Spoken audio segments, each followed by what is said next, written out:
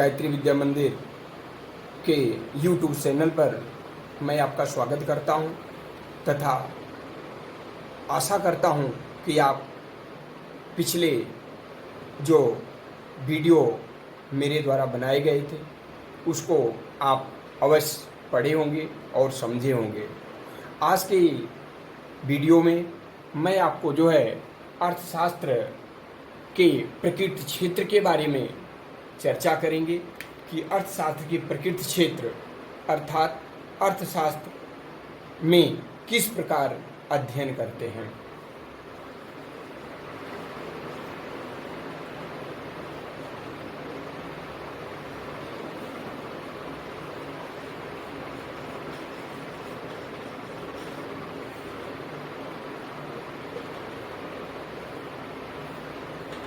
अर्थशास्त्र की प्रकृति क्षेत्र से अभिप्राय है कि अर्थशास्त्र का किस प्रकार से अध्ययन किया जाए। अर्थशास्त्र के इस अध्ययन के लिए हमें दो प्रकार के नियम अपनाने पड़ते हैं। फर्स्ट,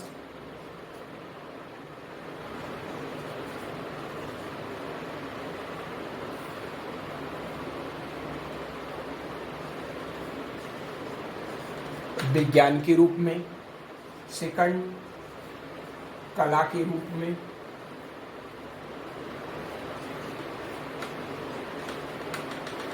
अथवा हम ये कह सकते हैं कि अर्थशास्त्र कला है या विज्ञान अथवा दोनों। इस संदर्भ में जो है हम अर्थशास्त्र का अध्ययन करेंगे।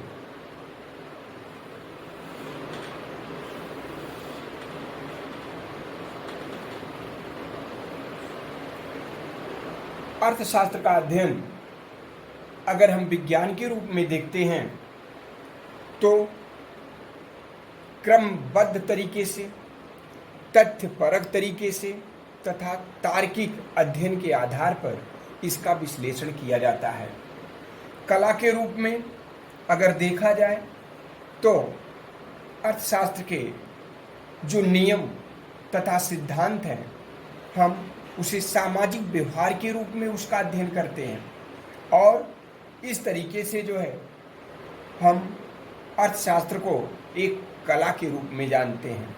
अतः हम ये कह सकते हैं कि अर्थशास्त्र जो है विज्ञान भी है, अर्थशास्त्र कला भी है। इस संबंध में जो प्रोफेसर सैमुएल्सन ने ये कहा था कि अर्थशास्त्र न तो विज्ञान है, अर्थशास्त्र न तो कला ही है, बल्कि उनके अनुसार हम कह सकते हैं कि अर्थशास्त्र कला एवं विज्ञान दोनों ही है। इस प्रकार से अर्थशास्त्र के सिद्धांत समाज के लोगों के व्यवहार के अंतर्गत उसके अवलोकन पर निर्भर करता है। अर्थशास्त्र में विभिन्न प्रकार के नियम होते हैं, अर्थशास्त्र में विभिन्न प्रकार के सिद्धांत होते हैं, जैसे मांग का नियम, पूर्ति का नियम, उत्पत्ति के नियम, लगान, ब्याज, मजदूरी के सिद्धांत इत्यादि का अध्ययन किया जाता है। अर्थशास्त्र की अध्ययन पद्धति तथ्यपरक हो सकती है, तर्क पर आधारित हो सकती है। इसके पहले मैंने आपको बतलाया था कि अर्थशास्त्र के अध्ययन की पद्धति निगमन प्रणाली पर निर्भर होती है, जिसका अध्ययन तर्क के आधार पर किया जाता है। तथ्यपरक आर्थिक अध्ययन के लिए आंकड़ों अथवा समंकों को एकत्रित किया जाता है। इसके आधार पर विश्लेषण एवं उसका निष्कर्ष निकालते हैं। अर्थशास्त्र की प्रकृति को विज्ञान के रूप में माना जाता है। इस प्रकार से हम कह सकते हैं कि अर्थशास्त्र की प्रकृति का विज्ञान दो रूपों पर निर्भर करता है, आदर्श मूलक तथा यथार्थ मूलक। नंबर 1,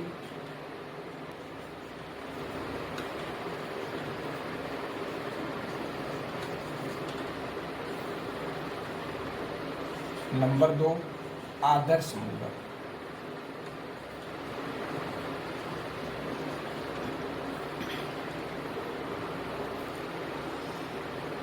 यथार्थमूलक आधार पर जो विश्लेषण तथा निष्कर्ष निकाले जाते हैं उसे हम कारण एवं परिणाम के आधार पर विश्लेषण करते हैं तथा उसका निष्कर्ष निकालते हैं। It will depends on cause and effects. अर्थशास्त्र के विभिन्न प्रकार के नियम होते हैं जिसमें व्हाट इज क्या है के द्वारा एक्सप्लेन किया जाता है।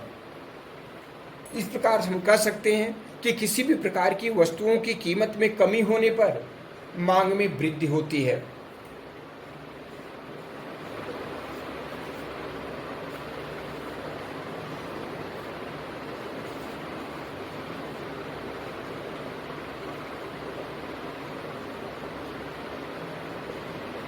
वस्तुओं की कीमत में कमी होने से मांग में वृद्धि होती है, लेकिन अगर किसी भी वस्तुओं की कीमत में वृद्धि होती है तो उसकी मांग में वृद्धि भी होती है।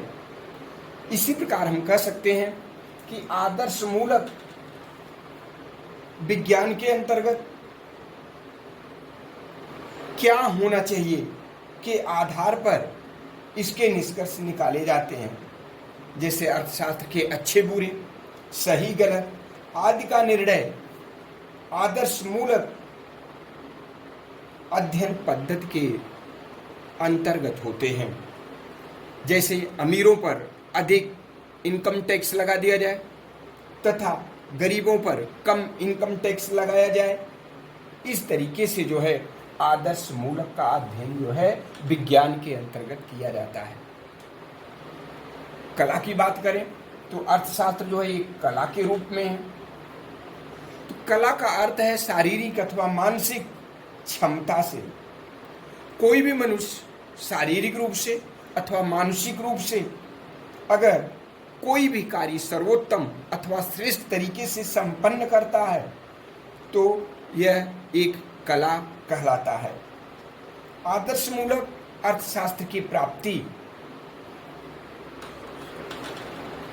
कला के द्वारा आदर्श मूलक अर्थशास्त्र की प्राप्ति कला के द्वारा तथा यथार्थ मूलक अर्थशास्त्र के आधार पर करते हैं।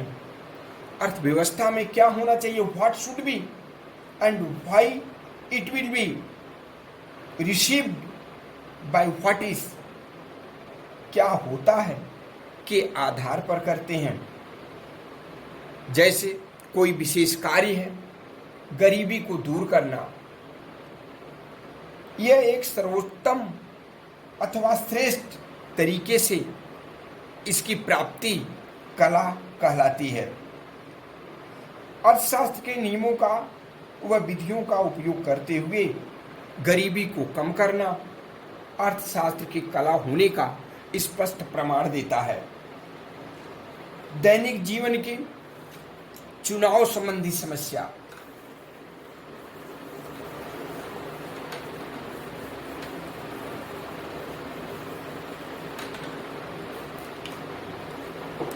दैनिक जीवन की चुनाव संबंधी समस्या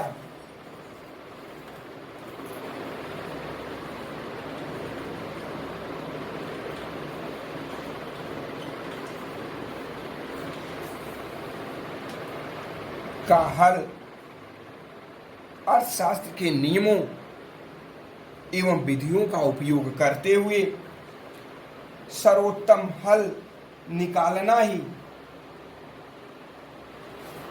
उसका सबसे बड़ा हल है।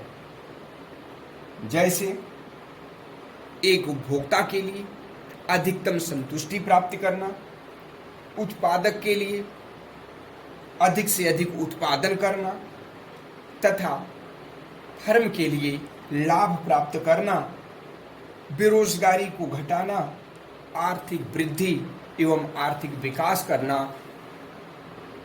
अर्थशास्त्र की कला होने का प्रमाण देता है। इसी कड़ी में जो है प्रोफेसर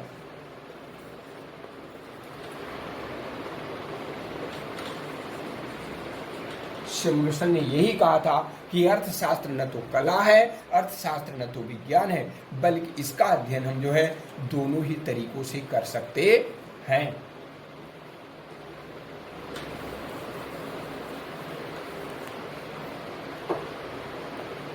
इसके पश्चात जो है अर्थशास्त्र का अध्ययन करते समय विभिन्न प्रकार की समस्याएं एवं कठिनाइयां उत्पन्न होती हैं।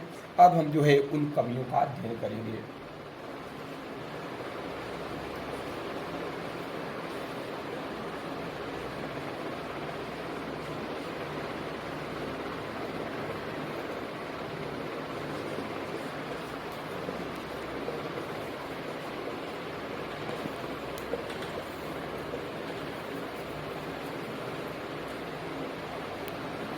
प्राकृतिक विज्ञानों के विषय जैसे भौतिक शास्त्र है, रसायन शास्त्र है, जो नियमों एवं सिद्धांतों में पूर्ण शुद्धता पर आधारित होते हैं, उसमें पूर्ण शुद्धता होती है। प्राकृतिक विज्ञान के विषय को प्रयोगशाला में देख करके उन नियमों व सिद्धांतों की वास्तविक परख कर सकते हैं। अर्थशास्त्र एक प्रकार का सामाजिक विज्ञान होने के साथ ही साथ इसके नियमों एवं सिद्धांतों को प्रयोगशाला में नहीं देख सकते। अर्थशास्त्र हम कह सकते हैं कि यह एक जो है सामाजिक विज्ञान के लिए तो एक सामाजिक प्रयोगशाला होती है।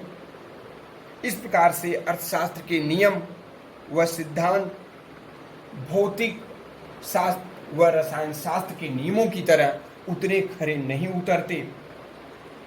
अर्थशास्त्र के नियमों व सिद्धांतों में पूर्ण शुद्धता नहीं होती। अर्थशास्त्र के नियम बहुत कम विश्वसनीय होते हैं। इसमें कहीं भी विश्वसनीयता देखने को नहीं मिलती, अर्थात इसमें विश्वसनीयता का अभाव होता है। इतिहास का विकास वर्णनात्मक चरण में देखने को मिलता है। राजनीति शास्त्र, लोक प्रशासन व सामाजिक मानव शास्त्र एक कदम आगे विश्लेषण के चरण में है, जबकि अर्थशास्त्र में भविष्यवाणी कर सकने के कारण तथा उसके चरण अर्थशास्त्र के नियमों सिद्धांतों का विकास हो चुका है। इस प्रकार से जो है अर्थशास्त्र के नियम व सिद्धांत इसकी कुछ मान्यताओं पर निर्भर करते हैं। इसकी प्रमुख मान्यताएं हैं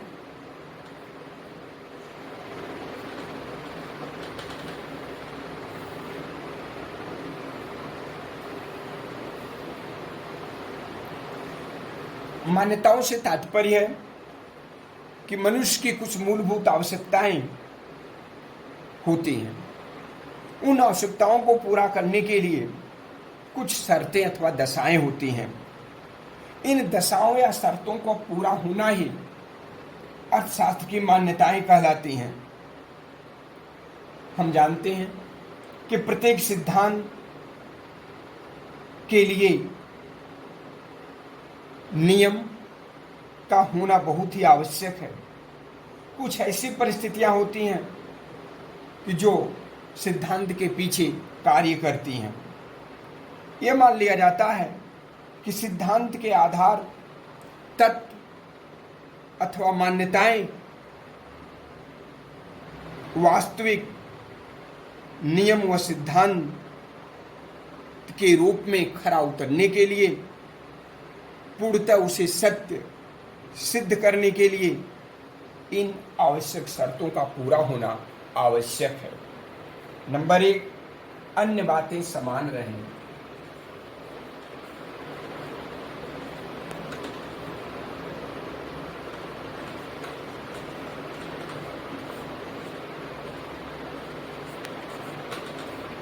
अन्य बातें समान रहें से तात्पर्य है कि हमारी जो आवश्यक दशाएं हैं, जो हमारी परिस्थितियां हैं, जो तत्व हैं, उसमें किसी भी प्रकार का कोई परिवर्तन नहीं होना चाहिए।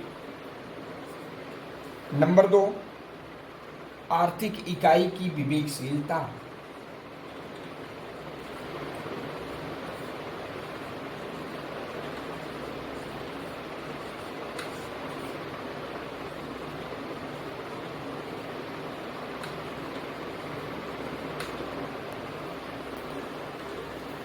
किसी भी वस्तुओं को खरीदते समय या वस्तुओं को बेचते समय अथवा उसका उत्पादन करते समय हमको विवेकशीलता का ध्यान रखना पड़ता है कि किस वस्तु के खरीदने से कितनी अधिक हमें संतुष्टि प्राप्त हो रही है, हमें किसी वस्तु को बेचने से कितना लाभ प्राप्त हो रहा है, हमें अधिक से अधिक संतुष्टि कितना प्राप्त हो रही है। इस विवेकशीलता का हमें पूर्ण रूप से ध्यान रखना पड़ता है। नंबर 3,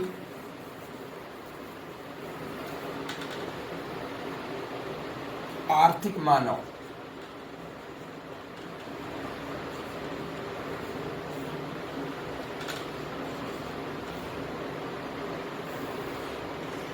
अर्थशास्त्र के अध्ययन उसके नियमों एवं सिद्धांतों पर खरा उतरता है। इन मान्यताओं को पूरा करने के लिए आर्थिक मानव की कल्पना की गई है। हर एक मनुष्य का ये उद्देश्य होता है कि उसे अधिक से अधिक लाभ प्राप्त हो, इसलिए जो है उसके नियम एवं सिद्धांत आर्थिक मानव की कल्पना पर निर्भर होते हैं। नंबर 4, साम्य या संतुलन की आरंभिक दशा।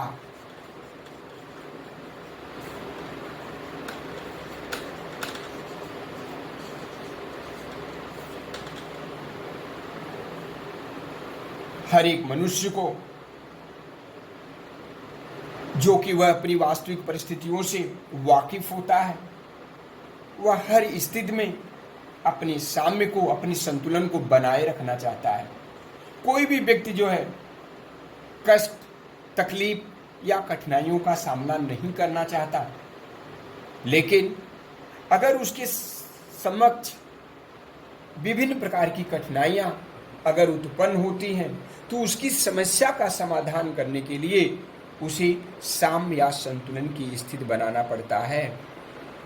नंबर 5, सामाजिक, राजनीतिक व आर्थिक संस्थाओं से संबंध।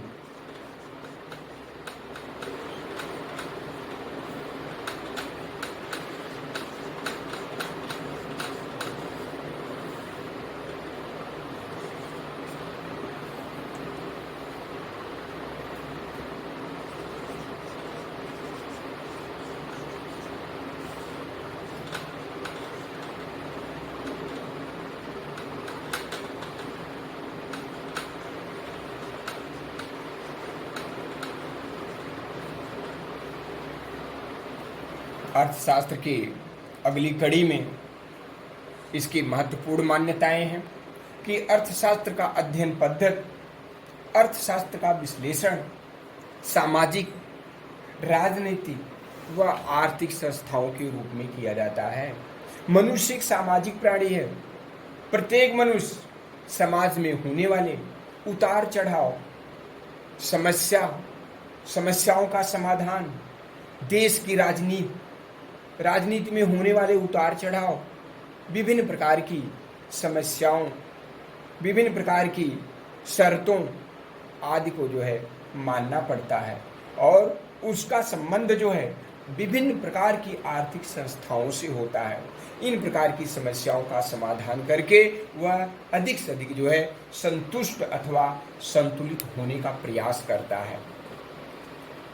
नंबर 6,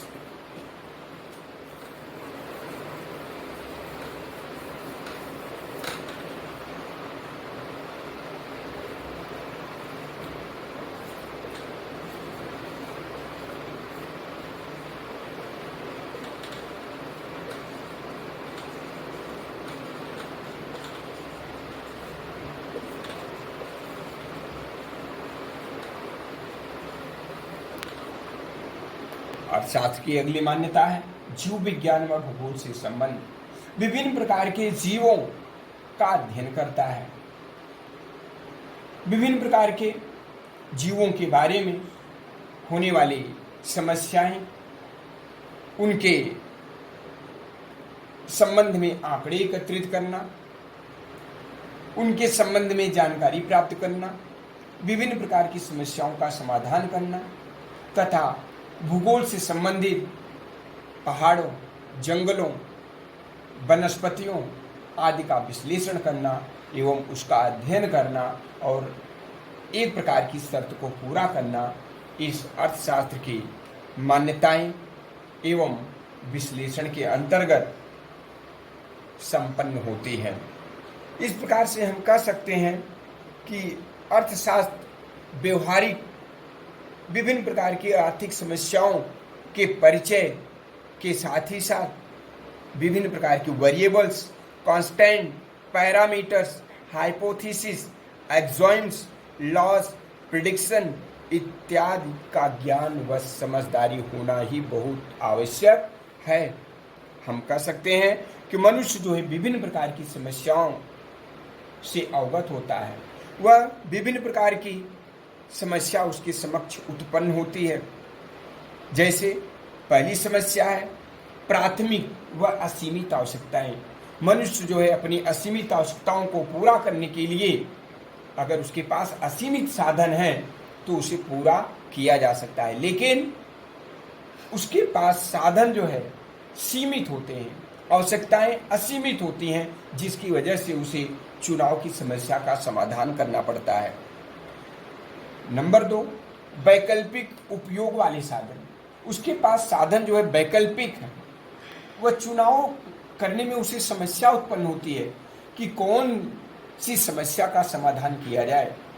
अगर वास्तव में देखा जाए तो मानव जो है वह अपनी सर्वप्रथम जो उसकी मूलभूत आवश्यकता है पहले उसको पूरा करता है, पहले उस समस्या का समाधान करता है। जो भावी आवश्यकताएं हैं वर्तमान में उसको टाल देता है। नंबर 3, आवश्यकताओं व साधनों के बीच तालमेल की समस्या। इन दोनों जो है इनका संबंध जो है असमानता के कारण होता है। मनुष्य की आवश्यकताएं असीमित हैं लेकिन उसके साधन सीमित हैं। इस प्रकार से वह अपनी प्राथमिक समस्याओं का समाधान करता है और भविष्य में जो उसकी दूसरी मूलभूत आवश्यकता है उसको पूरा करने का प्रयास करता है और इस प्रकार से वर्तमान की आवश्यकताओं को वह भविष्य के लिए टाल देता है। आज के मुख्य इस चैप्टर में मैं आपको जो है अर्थशास्त्र कला है अथवा विज्ञान अथवा दोनों ही है इसके संबंध में चर्चा किया तथा आर्थिक नियमों की कमियां क्या हैं, उसकी मान्यताएं क्या हैं, इस संबंध में चर्चा किया। इसकी अगली कड़ी में जो है हम आपको इस आर्थिक समस्या का समाधान कैसे किया जाए, कौन कौन से नियम, कौन कौन से सिद्धांत अपनाए जाएं, इस बारे में चर्चा करेंगे। जैसे अवसर लागत का सिद्धांत, सीमांत अवसर लागत, उत्पादन संभावना वक्र इत्यादि के द्वारा जो है इस समस्या का समाधान करेंगे। Thank you very much.